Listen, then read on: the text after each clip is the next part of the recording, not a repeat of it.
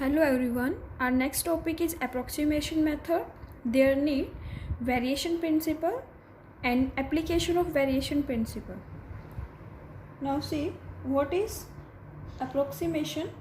When we talk about multi-electronic system and where exact solution is not possible to find, we use approximation method and variation principle is one of them.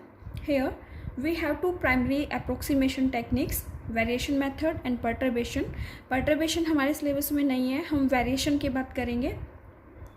इसके बाद हमें इसकी statement करनी है. Statement देखिए क्या है, बिल्कुल इजी लैंग्वेज में मैं एक्सप्लेन करती हूँ आपको. जब हम किसी भी सिस्टम की बात करते हैं, हम स्क्रोडिंजर वेव इक्वेशन को सोल्व करते हैं और स्क्रोडिंजर वेव इक्वेशन को सोल्व करके हमें उसके ग्राउंड स्टेट एनर्जी निकालनी होती है. अब यहाँ हम वेरिएशन मेथड से एनर्जी निकालेंगे और वो एनर्जी ग्राउंड स्टेट एनर्जी से ग्रेटर देन और इक्वल टू होगी. यानी कि जब भी हम किसी सिस्टम की बात करेंगे, हमारी स्क्रोडिंजर वेव इक्वेशन होगी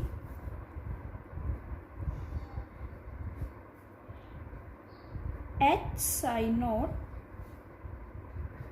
is equals to E naught psi naught, where H is Hamiltonian and psi naught is the wave function, and we can say this H is operator.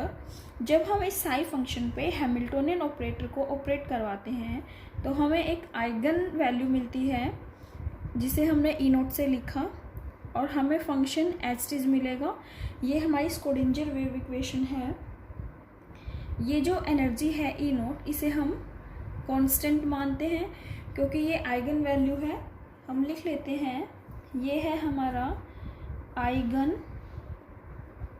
Operator, this is eigen function and E note is eigen value.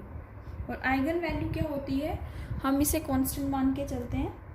अब हमें Schrödinger wave equation से energy का exact solution चाहिए.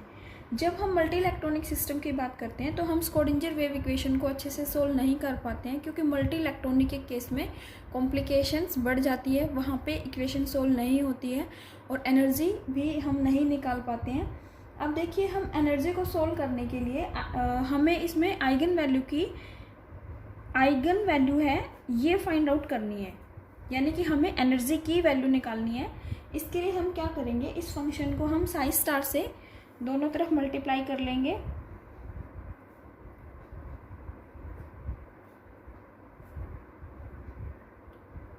Sai star naught, E naught and psi note.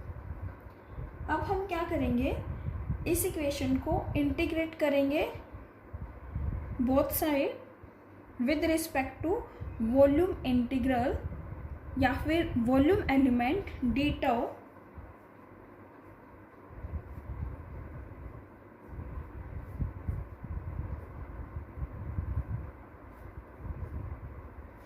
यहाँ हम D tau लगा देंगे. Integrate हमने किया.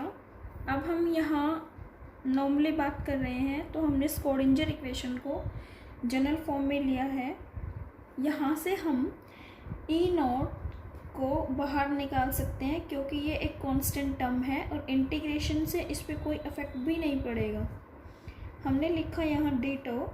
यहाँ से हम ई नॉट की वैल्यू इजीली निकाल सकते हैं. ये वाली टर्म लेफ्ट साइड जाके डिनोमिनेटर में चली जाएगी.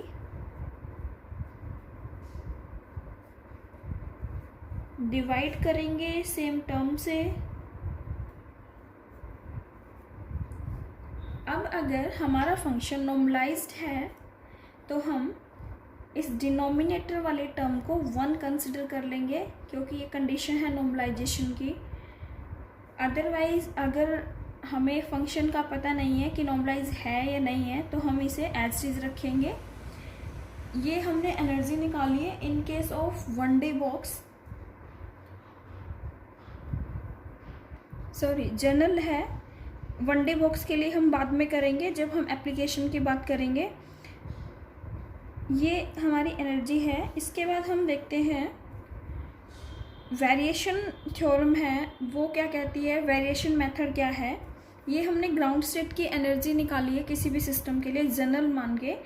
जब हम वेरिएशन मेथड की बात करते हैं तो वेरिएशन मेथड ये कहता है जब भी हमने किसी वेव फंक्शन को, मान लीजिए ये हमारा ग्राउंड स्टेट के लिए वेव फंक्शन था किसी भी सिस्टम के लिए, अगर हमने इसे रिप्लेस कर लिया साई से, और रिप्लेस करने के बाद विदाउट रिप्लेस के हमें पता है एनर्जी इसकी ई नोट थी, जब हमने इसे रिप्लेस कर लिया है तब हमारी एनर्जी आएगी ई, और हम लिख सकते हैं इस एनर्जी को simply in terms of Sai. अब हमारा एनर्जी का एक्सप्रेशन ये है जब हमने साई नोट को साई से रिप्लेस कर लिया है, यानी कि कोई भी हमारा फंक्शन है स्टैंडर्ड स्टेट में नहीं है, इसे हमने किसी कांस्टेंट से मल्टीप्लाई किया हुआ है या फिर कुछ और टर्म इसके अंदर ऐड या सब्ट्रैक्ट कुछ भी किया हुआ है, तो ये हमारा साई है। जब हम ये एनर्जी निकालेंगे, ये वाली जो न्यू एनर्जी आई है after replacing Sai function with any other Sai function, तो ये एनर्जी हमारी ऑलवेज ग्रेटर देन और इक्वल टू रहेगी ई नॉट से। ये कंडीशन है हमारी वेरिएशन थ्योरम की। इसके अलावा ये जो एनर्जी है कभी भी ग्राउंड स्टेट एनर्जी से लेस नहीं होगी, ये कंडीशन फॉलो नहीं होगी, फॉलो होगी E is greater than equal to E naught. E naught देखिए क्या है, हमारी ग्राउंड स्टेट एनर्जी है जनरल केस के लिए, जब हमने साई फंक्शन को रिप्लेस कर लिया किसी दूसरे फंक्शन से, चाहे कोई भी फंक्शन आपको गिवन हो, उसके लिए जब आप एनर्जी निकालेंगे तो वो हमेशा ग्रेटर और इक्वल होगी ई नोट से। ये हमारी स्टेटमेंट है वेरिएशन थ्योरम की। एक बार देखिए इस लैंग्वेज में जो लिखी हुई है, the variation theorem says that no approximate wave function can have lower energy, यानी कि ये हमारी अप्रोक्सीमेट वाली एनर्जी है यूजिंग अप्रोक्सीमेट वेव फंक्शन, तो ये एनर्जी कभी भी लोअर नहीं होगी। No approximate wave function can have lower energy than the exact ground state energy and E naught is the exact ground state energy.